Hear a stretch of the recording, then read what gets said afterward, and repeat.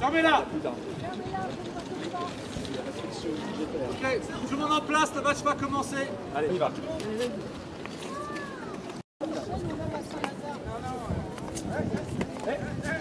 Lui là.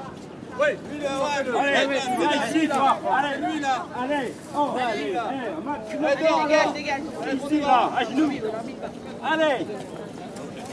Oh, porte-tête, celui-là. À genoux. Bon, le match reprend.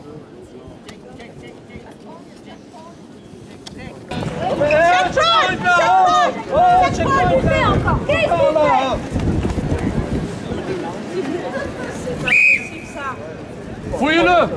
Pour qui Carton rouge. Pour qui ils se prennent là? Allez, emmenez-le. Israël 2. Les autres là 0.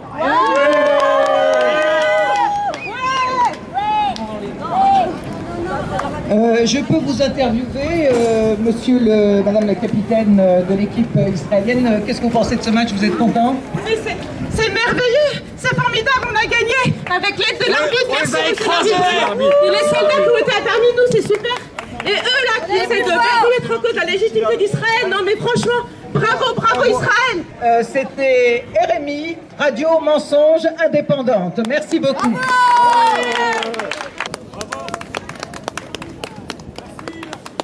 Alto racisme, alto l'apartheid. Expulsion d'Israël. Alto racisme, alto l'apartheid. Expulsion d'Israël. Alto racisme, alto l'apartheid.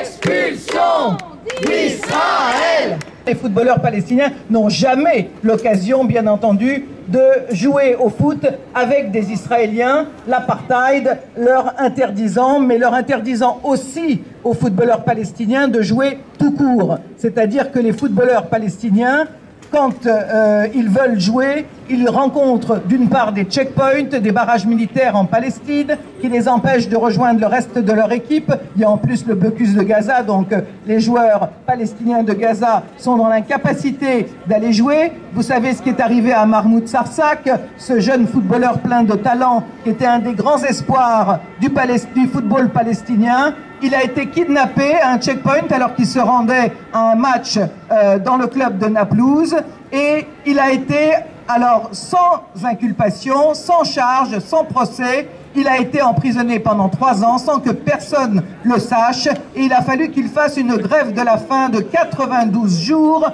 pour que on s'aperçoive qu'il était emprisonné et que les choses se mettent un peu à bouger grâce à nous, grâce à vous, qui sommes montés au créneau, qui avons amené Eric Cantona, puis ensuite Canouté, à protester et Israël obligé de le libérer. Mais à part Mahmoud Sarsak, il y a bien d'autres Palestiniens qui sont emprisonnés. En ce moment même, il y a le gardien de but de l'équipe nationale de foot palestinien, Omar Abou Rouis, il y a Mohamed Nimr, également de l'équipe palestinienne. Il y a aussi des footballeurs qui sont assassinés carrément. Vous en avez sur les affiches ici, hein, comme Ali Kurd, comme pendant cet été, plusieurs footballeurs ont été tués. D'autres se sont vus tirer par l'armée israélienne 19 balles dans les jambes.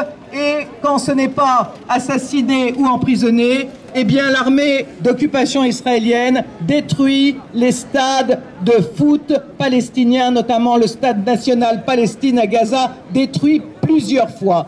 Donc, je pense que c'est plus que 4 cartons rouges à l'apartheid israélien. À l'heure actuelle, il y a une vaste campagne internationale pour demander l'expulsion d'Israël de la FIFA. La FIFA se réunit en congrès annuel à la fin du mois de mai à Zurich et nous allons être des centaines à aller protester pour dire que le football est terni et sali par Israël, que la FIFA a des règles qui interdisent le racisme, qui exigent le fair play et que donc Israël ne peut pas avoir comme récompense des compétitions sportives internationales. Et je rappelle que la FIFA, Fédération internationale de foot, en 1976, a expulsé l'équipe de foot sud-africaine, justement à cause du régime d'apartheid qui existait en Afrique du Sud. Nous lui demandons de refaire la même chose parce que le boycott mondial